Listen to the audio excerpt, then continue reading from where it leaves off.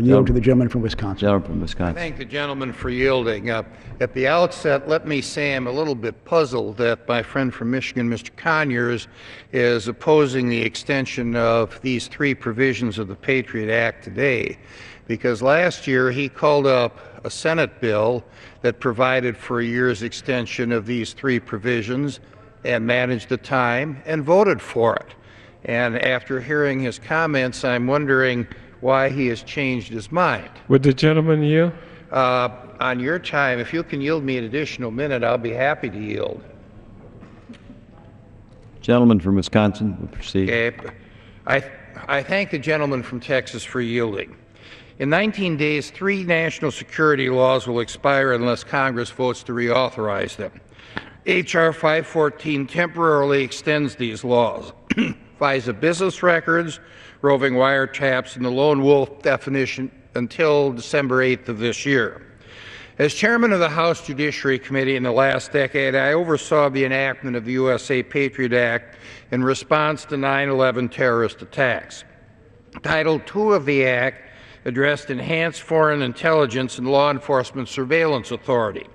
16 sections of that title were originally set to expire on December 31st, 2005.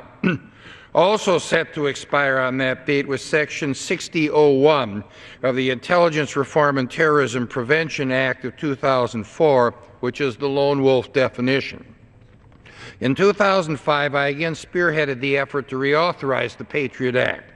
Recognizing the significance of the Act to America's counterterrorism operations and the need for thorough oversight, the House Judiciary Committee held 9 subcommittee hearings, 3 days of full committee hearings, and a robust full committee markup reauthorizing legislation.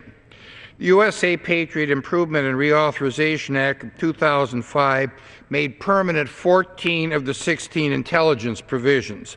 The Act extended the sunset on Section 206 FISA roving wiretaps, Section 215 FISA business records, and the lone wolf definition until the end of 2009. But the 3 remaining temporary provisions were not reauthorized before that deadline.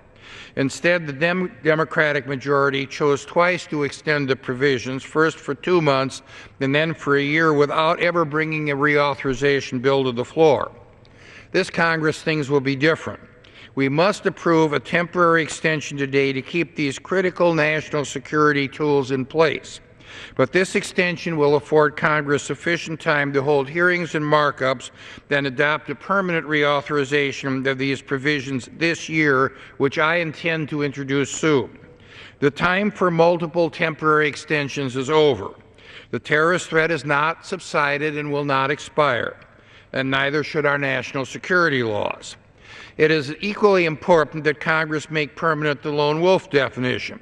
This provision closes a gap in the FISA Act, which, allowed to expire, could permit an individual terrorist to slip through the cracks and carry out his plot undetected. When FISA was originally enacted in 1978, terrorists were believed to be members of an identified group. That's not the case today.